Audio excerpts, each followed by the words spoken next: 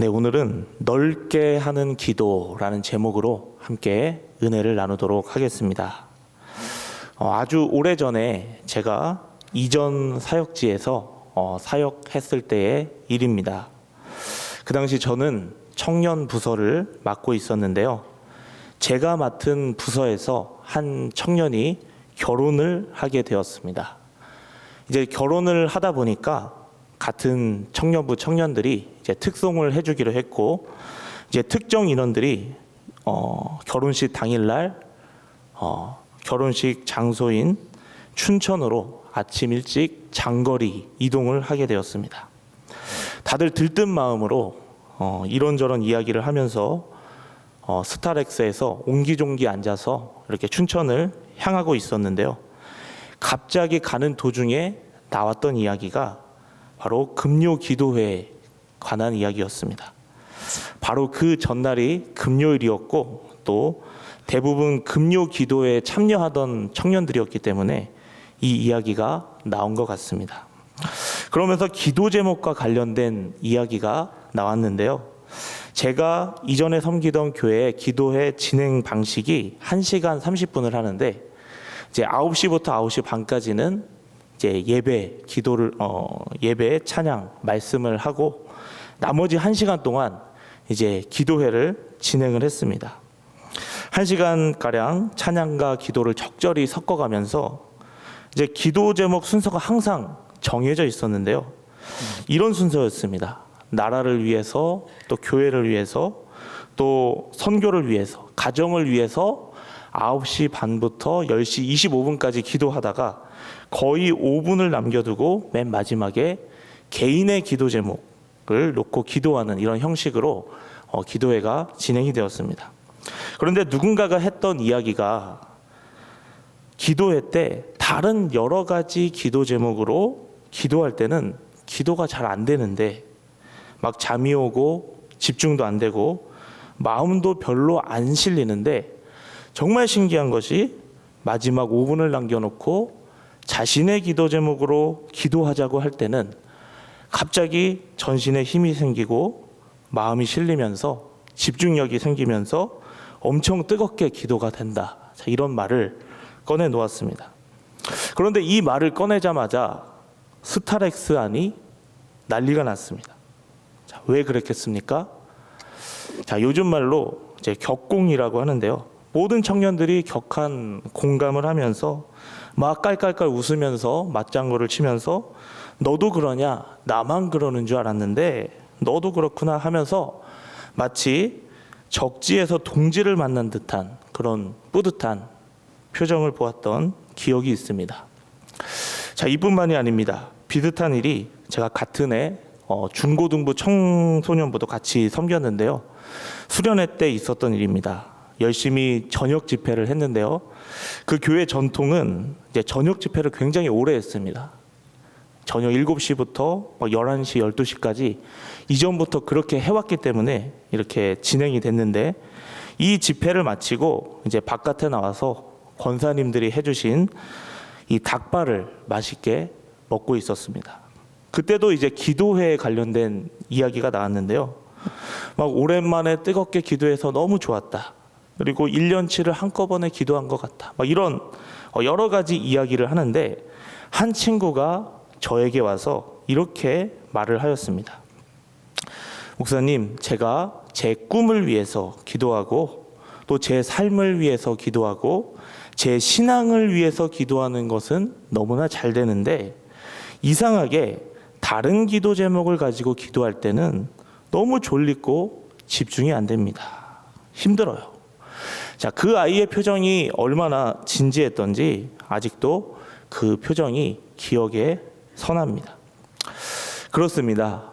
우리 성도님들께서는 어떠신지요?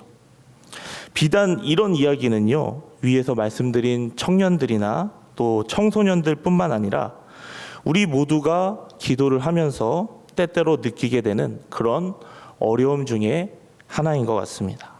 우리가 잘 알듯이 성경에서는요, 성도에게 기도하는 삶을 살아라 라고 말씀을 하고 있는데요. 왜 그렇게 이야기를 합니까?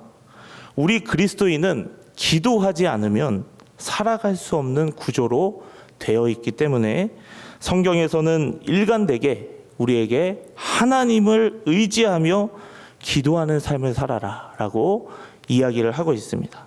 그런데요, 막상 기도를 해보면 어떻습니까? 기도하는 것이 쉽지 않습니다. 왜 그렇습니까? 자, 여러 가지 이유가 있는데요. 자, 그 중에 하나는요, 바로 옛 습관 때문입니다. 우리가 하나님을 알기 전에 어떻게 살았습니까? 하나님 없이 나 자신을 의지하며 내 힘으로만 살던 습관들, 그리고 하나님보다 세상의 많은 것들을 의지하는 습관들이 우리 몸에 가득 배어 있기 때문에 우리가 하나님을 의지하고 매달리는 것이 어색하고 쉽지 않다는 것입니다. 자, 또 다른 이유가 있는데요. 그것은 우리가 기도하고 싶은 마음은 있지만 우리의 삶을 보면 너무나 분주하고 그로 인해서 우리의 육신이 너무나 피곤하기 때문에 우리가 기도하지 못할 때도 많이 있습니다. 자, 이런 상황 속에서 많은 성도들이 이 모든 것을 무릅쓰고 기도하기 위해서 힘쓰는데요. 기도하면서 느끼는 것 중에 하나가 뭐냐면, 그래도 나 자신을 위해서 기도하는 것은 그나마 쉬운데 내가 아닌 다른 기도 제목을 가지고 기도하는 것은 쉽지 않다는 것입니다. 사랑하는 성도 여러분, 이 시간 우리 성도님들의 기도를 한번 되돌아보시기 바랍니다. 우리 성도님들께서는 어떤 기도 제목으로 기도하고 계십니까? 다시 우리가 이 대목에서 기도의 정의에 대해서 한번 생각해 보았으면 좋겠는데요. 우리가 가지고 있는 기도의 정의는 참 중요합니다. 자, 왜 그렇습니까? 자, 그 이유는요, 우리가 기도를 어떻게 정의하느냐에 따라 우리의 기도의 모습이 따라간다는 거예요. 자, 그래서 대부분 크게 보면 기도에는 세 가지 정의가 있는데요. 어느 한쪽으로 쏠리기보다 균형을 갖추는 것이 굉장히 중요합니다. 우리 성도님들도 내 기도는 어떠한가 한번 생각해 보면서 들어보셨으면 좋겠습니다. 자, 기도에 관한 첫 번째 가장 원초적인 정의는요, 바로 기도는 어려운 일이 생겼을 때 하나님께 도움을 구하는 행위라는 것입니다. 자, 맞는 말이죠. 많은 사람들이 이렇게 생각합니다. 그렇습니다. 기도는요, 우리에게 어려움이 생겼을 때 하나님께 도움을 구하고 하나님을 찾는 행위예요. 성경에 나오는 많은 기도가 여기에 해당됩니다. 여러분, 우리가 기도를 안 하면 어떻게 살아가게 됩니까? 내 인생을 내 스스로 책임지고 버둥거리며 살게 됩니다. 거듭나기 전에 우리의 모습입니다. 그러다 보니까 인생의 짐이 무겁고 염려와 걱정과 근심이 쌓일 수밖에 없습니다. 나에게는 제한된 자원밖에 없는데 그것을 가지고 나 스스로의 필요를 채우려고 하다 보니까 너무나 힘들다는 거예요. 하지만 기도는요, 내 인생의 모든 필요한 자원을 내가 빼앗고 내가 확보하고 내가 축적하기 위해서 움켜쥐려고만 하던 이전의 인생에서 이제는 누구한테 그것을 구한다는 것입니까? 하나님께 구하고 하나님께서 내 인생을 책임져 주시기를 믿는 믿음으로 맡기는 시간이 바로 기도 시간이라는 것입니다. 그래서 이 기도는요, 성도의 정체성을 확인하고 누리는 가장 중요한 시간이라는 것입니다. 자, 가장 기본적인 정의인데요. 우리가 기도를 이렇게만 정의하게 되면 생기는 문제가 있습니다. 자, 그게 뭐냐면 어려움이 사라지면 하나님께 기도하지 않게 된다는 거예요. 균형이 중요합니다. 자, 그래서 다음으로 살펴볼 기도의 정의가 뭐냐면 기도는 하나님과 교제하는 것이라는 사실입니다. 자, 이것이 무슨 말입니까? 우리가 하나님께 우리의 마음을 내어놓고 생각을 내어놓고 또 우리의 모든 일상생활과 삶을 놓고 하나님과 대화하는 것입니다. 작은 일에서부터 큰 일에 이르기까지 우리의 마음속에 있는 모든 것들을 하나님께 아뢰는 것이에요. 뿐만 아니라 우리의 마음만 말씀드리는 것이 아니라 말씀을 통해서 하나님이 어떤 마음을 가지고 계시고 또 어떤 생각을 가지고 계신지 알아가려고 힘쓰는 것입니다. 우리가 이렇게 기도를 통해서 하나님과 교제하면요, 어떤 은혜가 있습니까? 하나님과 친밀해지는 은혜가 있습니다. 하나님과 관계가 좋아지는 거예요. 그러다 보니까 하나님과의 관계가 좋아지니까 자연스레 사람과의 관계도 좋아지고 내 삶도 좋아진다는 것입니다. 사랑하는 성도 여러분, 하나님과 시간을 정해놓고 함께 보내는 시간이 있으십니까? 하나님과 정해놓고 드리는 교제의 시간이 있으신지요? 제가 이전에 신학교에서 개강수련회를 할 때 그 강사님으로부터 들었던 간증이 있는데요. 그 목사님이 이런 말씀을 하셨습니다. 기도를 하다가 잠이 들어도 제가 하나님 앞에 앉아 있겠습니다. 자, 이런 마음으로 매일 같은 시간에 습관적으로 기도를 하다 보면 기도의 문이 열린다는 거예요. 기도의 채널이 생긴다는 것입니다. 자, 바라기는 이제 새해가 시작되었습니다. 우리가 무엇보다 어디가 되었든지 간에 하나님과 시간을 정해놓고 교제하는 시간을 꼭 확보할 수 있기를 바랍니다. 자, 그렇게 되면 우리는 하나님과 친밀해지는 축복을 누릴 수 있을 것입니다.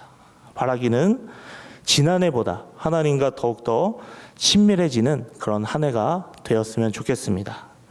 자, 그런가 하면은 기도의 의미는 한 단계 더 나아가서 이런 의미가 있습니다. 자, 그게 뭐냐면 기도는 하나님의 뜻을 이루는 통로이라는 것입니다. 자, 성경을 보면요, 하나님께서 당신의 뜻을 이루는데 혼자 하시지 않고 저와 여러분의 기도를 사용하기를 아주 기뻐하신다는 것을 알 수가 있습니다. 우리의 기도를 통해서 그 뜻을 이루어 가시는 거예요. 그래서 예수님께서도 기도를 가르치실 때 그 주기도문의 중심에 보면 무엇이 있습니까? 뜻이 하늘에서 이루어진 것 같이 땅에서도 이루어지이다. 이처럼 하나님의 뜻을 이루는 것이 그 통로가 바로 기도라는 것입니다. 사랑하는 성도 여러분, 오늘 저녁 저와 여러분이 꼭 기억할 사실이 하나 있는데요. 그것은 저와 여러분이 하나님의 뜻을 가지고 기도할 때 하나님께서 그것을 사용하셔서 역사하시고 하나님의 뜻을 이 땅에 이루신다는 사실을 꼭 기억하시기 바랍니다. 자, 그렇기 때문에 우리가 교회에서 어떤 직분을 맡고 어떤 사역을 맡아 섬기게 되면요, 가장 먼저 힘써야 할 것이 바로 기도라는 것입니다. 이것은 사실 저도 부족한 부분이 참 많이 있습니다. 하지만 함께 되돌아보면서 말씀을 드리고 있는데요. 자, 왜 그렇습니까? 우리가 기도를 하면 하나님이 일하시지만 기도하지 않으면 나 혼자의 능력만으로 일해야 하기 때문입니다. 그래서 한계가 있기 때문에 금방 지치고 낙심과 짜증에 빠지게 됩니다. 자, 여러분, 우리가 교회에서 맡는 것이 참 많이 있습니다. 찬양대와 구역장, 바나바, 또 교사, 각 기관장, 주방봉사, 방송실, 주차봉사, 카페 관리, 참 엄청나게 많은데요. 우리가 이 역할을 감당하면서 해야 할 것들이 참 많이 있을 것입니다. 그런데요, 우리가 이 역할을 감당하면서 늘 생각해야 할 것이 하나 있다는 거예요. 그게 뭐냐면 하나님께서 과연 이 섬김을 통해, 이 일을 통해서 어떤 뜻을 이루고 싶어 하실까? 이것을 생각해야 되고, 그 다음에는 그 뜻을 생각하면서 늘 하나님께 기도하기를 힘써야 한다는 것입니다. 그럴 때 하나님이 능력으로 역사하시고 은혜를 주시는 것입니다. 자, 예를 들어서 교육부서 선생님들 참 할 일이 많이 있죠. 아이들에게 연락도 해줘야 되고 공과도 가르쳐줘야 되고 또 때로 맛있는 것도 사줘야 합니다. 할 일이 정말 많습니다. 자, 이것은요, 구역장도 그렇고 바나바도 그렇고 정말 할 일이 많이 있어요. 그런데 만약 이런 것들만 있다면 무언가 중요한 것이 빠진 것이라는 사실입니다.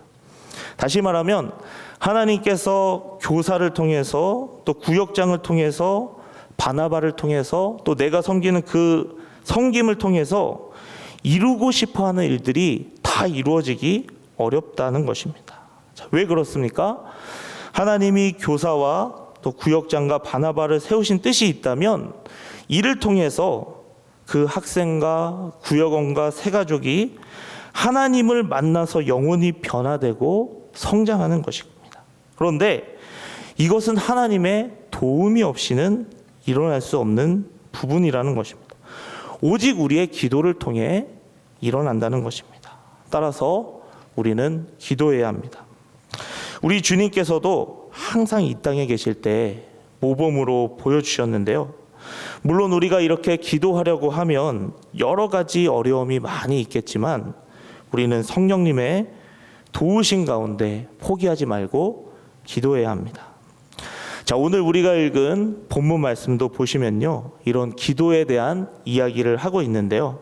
자, 오늘 2장 1절 말씀에서 이렇게 말씀하고 있습니다. 우리 2장 1절 말씀을 같이 한번 읽어보겠습니다. 자, 시작. 그러므로 내가 첫째로 권하노니 모든 사람을 위하여 기도와 도구와 감사를 하되. 자, 오늘 말씀은요, 누가 누구에게 쓴 글입니까? 사도 바울이 후배 목회자 디모데에게 쓰는 글입니다. 사도 바울이 자신의 뒤를 이어서 에베소 교회를 맡아서 목회하는 디모데에게 이 목회를 향한 권면의 말씀을 하고 있는데, 뭐라고 이야기하냐면, 자, 1절을 보니까 내가 첫째로 권하노니 라고 이야기합니다. 자, 이 말은요, 내가 목회에서 제일 중요한 것을 너에게 권한다라는 말씀입니다. 최고의 우선순위라는 거예요. 자, 그러면서 1절 말씀에 보시면 네 단어가 나오는데요. 자, 어떤 단어냐면 간구, 기도, 도고, 감사입니다. 자, 이 네 단어는요, 깊게 들어가면 각자의 의미가 있고 강조점이 다르지만 크게 보면 하나의 뜻이에요. 바로 기도입니다. 기도가 첫 번째라는 거예요. 자, 그러면서 오늘 우리가 주목할 부분이 있는데요. 바로 그 앞에 붙어 있는 형용사입니다. 자, 간구와 기도와 도구와 감사를 하라고 하는데 무엇을 위한 간구와 기도와 도구와 감사이라고 말씀하고 있습니까? 자, 1절 말씀에서는 모든 사람을 위하여라고 기록을 하고 있습니다. 그러니까 바울이 목회를 위하여 첫 번째 권면으로 이 기도를 하는 것을 이야기하고 있는데, 그 기도의 범위를 이야기하면서 뭐라고 이야기하냐면 모든 사람을 위하여 그렇게 해라, 그것이 중요하다라고 이야기하고 있다는 거예요. 자, 이것을 다른 말로 바꾸면요, 너의 기도의 지경을 넓혀라 라는 의미입니다. 사랑하는 성도 여러분, 아까 서두에서 말씀드렸듯이 우리는 자신이 아닌 다른 기도 제목으로 기도하는 것은 때로 어려울 때가 있습니다. 하지만 오늘 본문 말씀처럼 나 자신과 또 내 관심사만을 뛰어넘어서 모든 사람을 위하여 기도하는 것이 중요합니다. 자, 다시 말하면 하나님의 관심사와 하나님의 마음이 있는 그 모든 분야를 향해서 우리가 주님의 마음을 품고 기도하는 것이 중요하다는 의미입니다. 그것이 때로 집중이 안 되고 잘 안 되고 또 어색하고 어려울지라도 우리는 기도의 범위를 넓혀가야 한다는 것이에요. 자, 왜 그렇게 해야 될까요?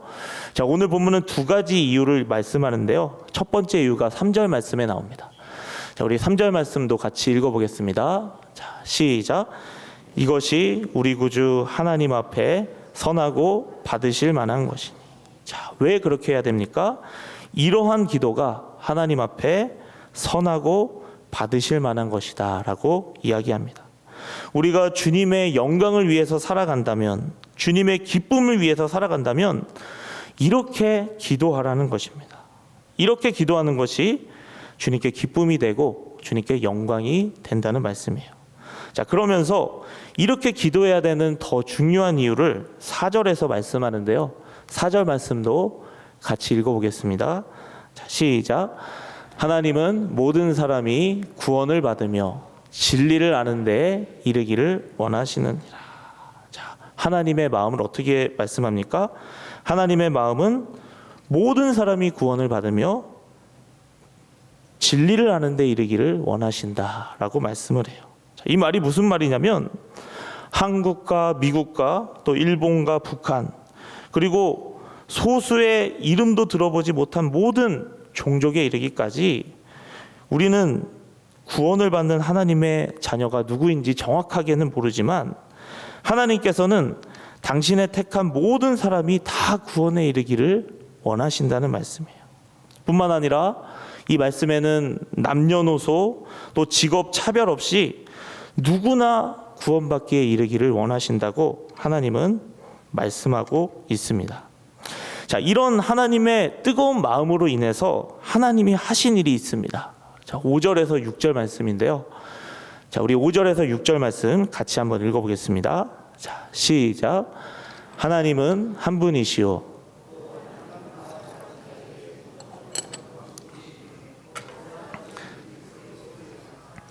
그가 모든 사람을 위하여 자기를 대속물로 주셨으니 기약 이르러 주신 증거니라. 사랑하는 성도 여러분, 이 말씀처럼 우리 주님께서는 깨어진 하나님과 우리 사이를 회복시키시고 구원하시기 위해서 본인의 몸을 대속물로 주셨다는 사실을 꼭 기억하시기 바랍니다.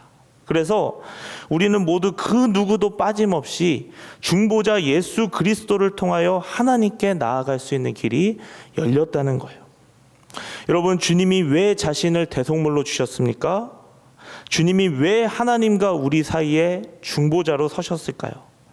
그것은 다른 것 없습니다. 그 이유는 4절의 고백처럼 하나님은 모든 사람이 구원을 받으며 진리를 아는 데 이르기를 원하시기 때문임을 꼭 기억하시기 바랍니다. 그래서 사도 바울은 7절에서 이런 고백을 하고 있습니다. 우리 7절 말씀도 같이 읽어보겠습니다. 자, 시작.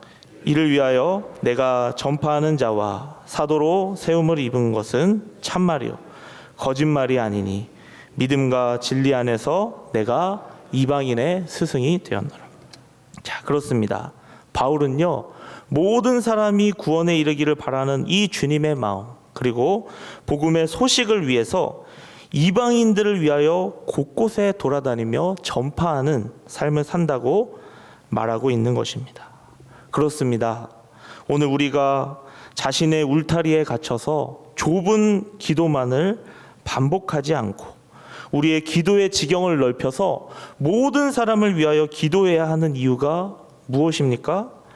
다른 것 없어요. 바로 그것이 주님의 간절한 소망이고 주님의 변함없는 뜻이기 때문입니다. 따라서 우리는 우리의 기도의 범위를 되돌아보아야 합니다. 그리고 나 자신을 뛰어넘어 기도할 수 있어야 합니다. 우리의 기도의 범위를 넓혀가야 합니다. 나를 뛰어넘어서 우리의 가족을 뛰어넘어서 이웃을 위해 기도하고 교회를 위해 기도하고 또 이 도시를 위해서 한국 교회를 위해서 나라를 위해서 더 나아가서 다른 나라를 위해서도 기도해야 합니다. 그 이유가 무엇입니까? 주님의 마음이 모든 사람이 구원에 이르는 것이기 때문입니다. 우리는 누가 주님의 택한 자인지 모르지만 주님이 택한 모든 사람이 구원에 이르기 위하여 기도해야 합니다. 자, 특별히 오늘 말씀을 보시면요, 우리가 특별히 빼놓지 말고 기도해야 할 것이 있는데 바로 2절 말씀에 나옵니다. 우리 2절 말씀도 같이 한번 읽어보겠습니다. 자, 시작. 임금들과 높은 지혜에 있는 모든 사람을 위하여 하라. 이는 우리가 모든 경건과 단정함으로 고요하고 평안한 생활을 하려 함이라. 자, 뭐라고 말씀하고 있냐면 모든 사람이 구원에 이르기 위해 꼭 빼놓지 말고 해야 할 기도가 바로 지도자를 위한 기도이고, 다르게 표현하면 복음이 전파되는데 방해가 되는 부분들이 있다면 우리는 그것들이 누그러지도록 기도해야 한다는 것입니다.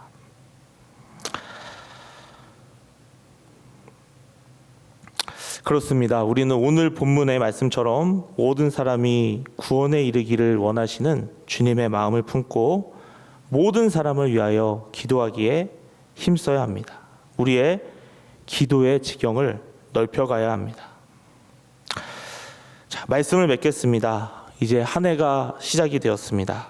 한 해를 시작하는 이 대목에서 오늘 우리의 기도를 되돌아보았으면 좋겠습니다.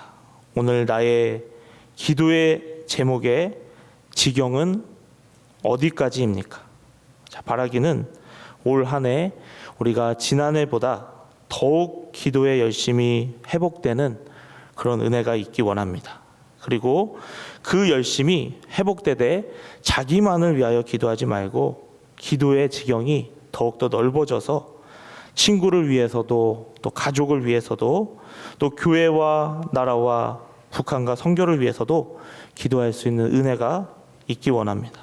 특별히요, 그곳 가운데 복음을 전하는데 방해가 되는 것들이 있다면 그것이 무너지도록 기도하는 은혜가 있기 원합니다. 자, 그래서 모든 사람이 구원에 이르기 원하시는 주님께서 우리의 기도를 크게 기뻐하시고 그 기도를 기쁘게 받아주셔서 그 기도를 통해 놀라운 일을 이뤄가는 은혜가 있었으면 좋겠습니다. 자, 우리의 기도의 지경이 넓어지는 은혜가 저와 여러분 가운데 충만하기를 주님의 이름으로 축복합니다.